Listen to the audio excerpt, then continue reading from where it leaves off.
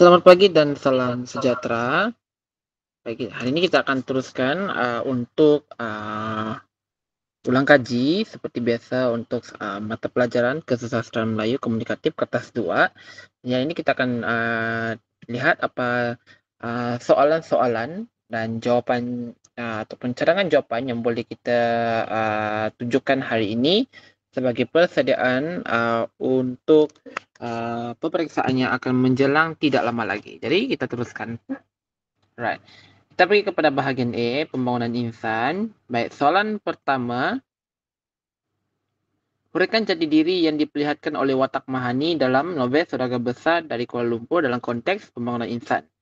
Baik, untuk soalan ini, dia kata kuncinya di sini kita perlu tahu ataupun kita kena cari ialah di sini jati diri. Jadi kena tahu apa itu jati diri, apa dia punya jati diri, contoh jati diri yang kita tahulah.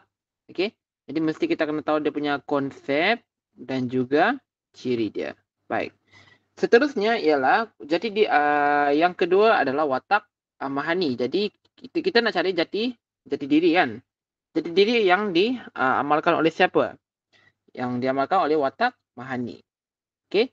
Jadi kita sudah detect di sinilah yang pertama jawapan kita mesti berdasarkan daripada jati diri dan mesti ditunjukkan oleh Watak Mahani dan pastikan fokus karya di sini adalah Saudagar Besar dari Kuala Lumpur. Jangan salah karya ya. Okey, jangan salah karya. Baik, jadi dalam bahagian pengenalan di sini 3 ayat sudah cukup. Okey, sebab bernilai 3 markah saja. Yang pertama, ayat pertama kita boleh kita boleh letakkan konsep jati diri di sini. Apa yang dimaksudkan jati diri? Yang kedua adalah kita kena menyatakan latar belakang Mahani dan senaraikan isi-isi penting dalam jawapan. Apa yang kita akan masukkan dalam jawapan kita ni tanpa perlu huraikan. Okey, kita senaraikan saja. Jadi caranya macam mana? Caranya kita dia punya ayat dia ialah antara jati diri yang diamalkan oleh Watak Mahani dalam novel Saudagar Besar dari Kuala Lumpur ialah menghormati orang tua. Okey, kedua adalah mungkin kita ucapkan bertanggungjawab dan sebagainya. Itu contoh yang kita tidak perlu atau tidak boleh untuk menerangkan. Sebab kalau kita nak terangkan menggunakan ayat isi, ayat pro, ayat kontra, contoh dan juga kesimpulan kecil, kita letakkan dalam bahagian isi. Okey, boleh faham ya? Baik. Jadi kita pergi kepada isi yang pertama ataupun apa cadangan jawapan lah untuk soalan begini kalau dia tanyakan dalam peperiksaan. Yang pertama adalah menghormati orang tua. Boleh dilihat pada muka surat 75, 203 atau 214 sekiranya ada buku, dia punya buku novel dia lah. Yang kedua adalah bertanggungjawab dalam melaksanakan tugas di halaman pertama. Okey. Bijaksana atau berilmu dalam bidang kesetiausahaan. Okey, halaman 79. Yang keempat, gigih ataupun tekun ataupun rajin dalam bekerja, halaman 7. Dan akhir sekali adalah tegas atau berprinsip di halaman 209. Baik. Jawapan lain yang boleh diterima ialah merendah diri, patuh kepada ketua, berdikari dan cakap. Okey, jadi perlukan contohlah. Okey, contoh daripada teks Saudagar Besar dari Kuala Lumpur. Okey, perlu ada letakkan contoh. Okey, jadi kesimpulannya di sini atau penutup untuk 2 markah hanya perlu letakkan cadangan dan juga cadangan dan juga harapan. Okey, cadangan C tambah H, cadangan dan juga harapan. Okey, boleh dapat markah. Baik. Tapi kepada soalan seterusnya. Okey, soalan seterusnya, nilai kemanusiaan merupakan satu aspek penting untuk pembangunan insan. Bincangkan pernyataan tersebut berdasarkan watak wanita dalam novel Saudagar Besar dari Kuala Lumpur. Okey, soalan ini pernah keluar sebelum ini, tapi mungkin boleh jadilah kan sekali lagi lah kan, mana tahu dia boleh keluar balik. Kalau dalam trial pun boleh juga ditanya nih. Nilai kemanusiaan berdasarkan watak wanita. Okey. Jadi diri dengan kemanusiaan itu adalah berbeza ya. Kalau tengok dari segi apa kan yang bezanya itu terutama sekali dari segi konsep lah. Ya konsep itu memang ada perbezaan dia. Oke, dan kalau dari segi fakta dia seakan sama, tetapi tidak terlalu besar lah perbezaan dia. Contohnya kan kalau bertanggung jawab dia boleh ada di nilai kemanusiaan dengan jati diri. Oke. Lepas itu apa lagi ya? Kalau amanah tuh hanya di kemanusiaan, tapi bukan di jati diri. Oke, yang ini saya yakin cikgu-cikgu awak pun sudah terangkan lah. Begitulah, saya just bagi ingatkan sajalah kalau ada yang mulai lupa kan. Sebab kebiasaannya calon dia akan keliru mana satu jati diri, mana satu kemanusiaan. Kalau dari segi kalau dari segi konsep itu mungkin dia tidak ada masalah, cuma fakta aja yang akan ada salah sedikit macam itulah. Oke, jadi kena tengok material yang sudah diberikan oleh saya dalam Festa Zakit pun ada dia punya beza lah di dalam nota Q&A itu. Oke. Baik, kita teruskan. Oke, nilai kemanusiaan berdasarkan watak wanita. Oke, jadi kata kunci di sini ataupun fokusnya yaitu pertama nilai kemanusiaan, yang kedua adalah watak wanita. Watak wanita itu berdasarkan daripada teks mana, sama ada surga besar ataupun tulisan Latin. Jadi dalam soalan di sini dia minta kita untuk fokuskan kepada novel Surga Besar dari Kuala Lumpur. Oke. Kemudian kita kena tahu watak wanita dia siapa, sebab dia nyatakan secara umum sahaja. Oke, watak wanita yang mengamalkan nilai kemanusiaan. Siapakah itu? Oke. Jadi dalam pengenalan macam biasa, boleh berikan maksud nilai kemanusiaan. Oke, boleh nyatakan siapakah watak-watak wanita yang hanya mengamalkan nilai kemanusiaan. Oke. Dalam Surga Besar dari Kuala Lumpur. Kemudian senaraikan isi penting seperti biasa. Okey, yang pertama yang diamalkan oleh watak Mahani iaitu berbudi bahasa atau elok budi pekerti. Okey. Watak Mahani yang berbudi bahasa disenangi oleh sesiapa sehingga Cik Puan Tipa berkenan untuk menjodohkan Mahani dengan Rahim. Rahim tu siapa? Rahim tu adalah anak kepada Encik Muhammad dengan Cik Puan Tipa. Okey, yang kedua. Okey. Kedua, kasih atau penyayang. Contohnya adalah kasih sayang Muina terhadap Mahani semakin hari semakin mendalam walaupun Mahani bukan anak kandungnya. Okey. Jadi Muina ni siapa? Jadi ibu tiri lah kan. So dia disebutkan di sini walaupun bukan anak kandungnya. Okey. Ibu tiri ni menyayangi terhadap anak dia lah. Okey, Muina dengan Mahani. Jadi dia mengamalkan nilai kasih sayang ataupun penyayang. Yang ketiga adalah rajin. Contohnya oleh watak Mahani, di mana dia rajin menolong di dapur semasa mengikut Encik Muhammad pulang ke kampung sehingga mendapat pujian isteri pengulu Mahmud. Seterusnya ialah prihatin. Okey, contohnya yang diamalkan oleh Cik Puan Tipa. Siapakah dia? Iaitu isteri kepada Encik Muhammad. Okey, Cik Puan Tipa mengambil berat terhadap surat-surat yang datang dari keluarga Encik Muhammad di kampung sehingga surat-surat itu menjadi sebahagian dari hal-hal penting dalam hidupnya. Okey, seterusnya Cik Puan Tipa juga mengamalkan nilai mudah mesra atau peramah. Okey, Cik Puan Tipa. Seterusnya bertimbang rasa juga diamalkan oleh Cik Puan Tipa. Setia. Okey, contohnya diamalkan oleh Mahani. Mahani yang setia tetap setia bersama Rahim biarpun mereka tinggal berjauhan hingga hubungan mereka diikat dengan perkahwinan. Jadi cadangan dengan harapan boleh letakkan di bahagian penutup. Jadi di sini kalau soalan dia tanyakan watak wanita, kita ada dua sahaja yang menjadi fokus di sini. Yang pertama adalah Cik Puan Tipa dan juga Mahani. Sebab isi-isi yang sudah ditunjukkan tadi kebanyakannya dia berfokuskan kepada Mahani dengan Cik Puan Tipa. Okey. Kita pergi kepada soalan B atau bahagian B. Sulalatus Salatin ada menggambarkan golongan raja dalam susun lapis masyarakatnya.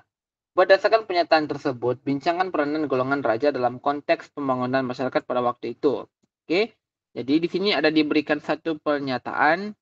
Dia kata di sini menggambarkan golongan raja dalam susun lapis masyarakat. Jadi fokus di sini adalah tentang golongan raja berdasarkan Solalatus Salatin. Oke, soalnya di sini adalah bincangkan peranan golongan raja dalam konteks pembangunan masyarakat pada waktu itu. Baik. Dia punya skema dari di sini ataupun yang kita boleh letakkan di bagian pengenalan, konsep susun lapis, apa konsep golongan raja, berikan nama-nama sultan berdasarkan daripada teks Sulalatus Salatin, dan senaraikan isi-isi penting dalam jawaban tanpa perlu menghuraikan dalam bagian pengenalan.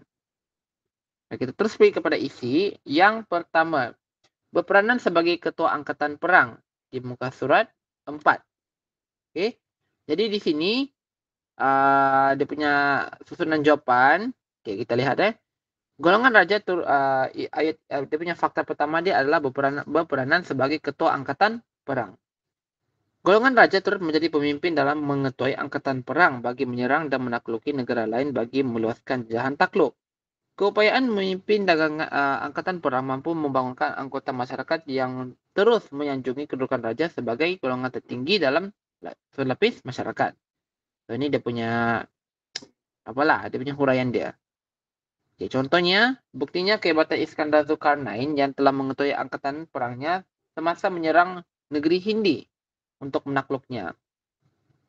Akhirnya beliau berjaya menawan negeri Hindi dan Raja Kedah Hindi sebagai tawanan. Oke. Kesimpulan kecil di sini ialah kehebatannya sebagai pemimpin angkatan perang telah membangunkan masyarakat yang menghormati golongan raja sebagai golongan yang paling tinggi dalam susunan lapis masyarakat pada waktu itu. Oke.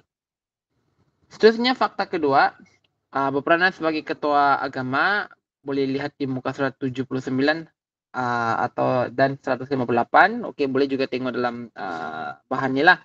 Yang ketiga adalah berperanan sebagai lambang perpaduan di muka surat 93, berperanan sebagai ketua pemerintah atau pucuk pimpinan di halaman 173, dan berperanan sebagai pelaksana undang-undang di muka surat 130 dan 256.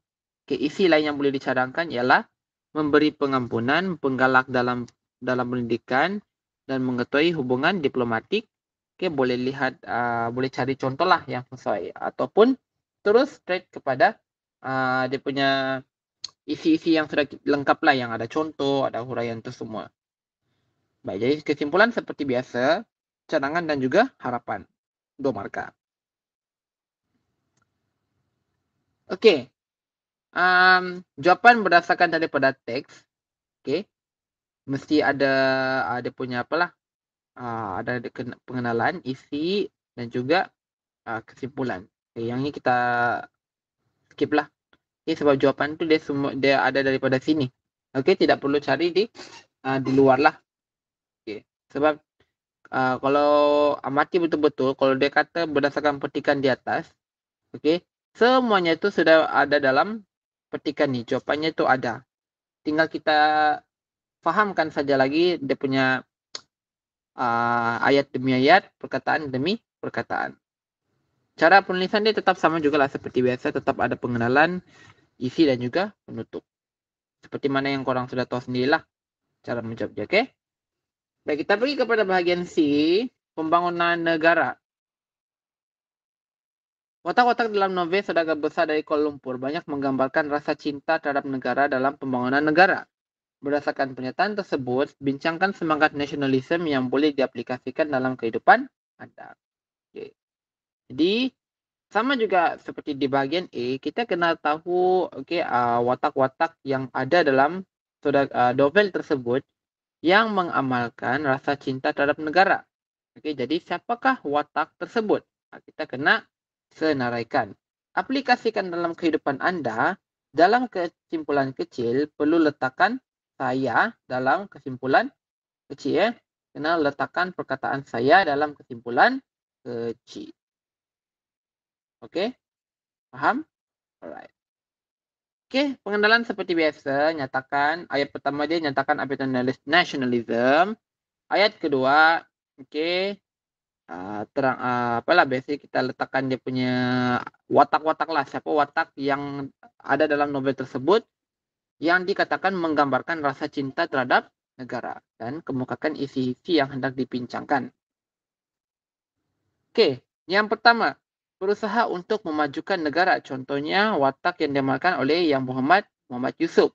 Okey, memikirkan pelbagai cara untuk membantu rakyat di kawasannya dengan mengemukakan idea untuk memajukan projek perumahan untuk rakyat di kawasan Jeram, Medan. Yang pertama, boleh tengok di muka surat 56. Yang kedua adalah diamalkan oleh Encik Muhammad, berbangga dengan keunikan negara. Okey, contohnya Encik Muhammad memberitahu abangnya iaitu Penghulu Mahmud bahawa mereka sudah ataupun sungguh bertuah kerana Jeram Medang terletak di dalam tanah milik keluarga mereka. Dia mencadangkan agar Jeram Medang yang unik itu dibangunkan untuk industri pelancongan agar dapat menarik pelancong asing. Ini sudah tentu menjana ekonomi setempat. Sudah boleh lihat di muka surat 39. Yang ketiga adalah setia akan negara. Contohnya yang diamalkan oleh watak Rahim. Dia bekerja di syarikat Lombong Lembah Tolang bagi membangunkan ekonomi di tempat itu. Di muka surat 364. Okey, sebelum ini Rahim dia belajar di London. Okey. Namun pulang ke kampung asal dia. Okey, dia belajar sana di London dalam bidang pengurusan dagang. Tapi menaburkan bakilah. Okey, bekerja di syarikat Lombong Lembah Tolang. Jadi dia balik ke Malaysia lah. Maksudnya itu menunjukkan dia seorang yang mengamalkan setia akan negara. Okey, fakta keempat. Menghormati raja sebagai pemimpin tertinggi negara. Okey, contohnya yang diamalkan oleh penduduk kampung Pulai. Mengadakan gotong royong membersih kawasan kampung. Sempena lautan duli yang maha mulia Sultan ke kampung. Pekan Tolang juga dihiasi dengan bendera dan panji-panji pelbagai warna. Boleh tengok di muka surat 34. Okey, boleh nyatakan di halaman keberapa sekiranya ada membaca teks tersebut. Kalau tak ingat muka surat keberapa, yang penting contoh dia tu tepat dengan uraian dan juga fakta dia. Okey, yang kelima. Okey, kelima, berkhidmat dengan penuh tanggung jawab.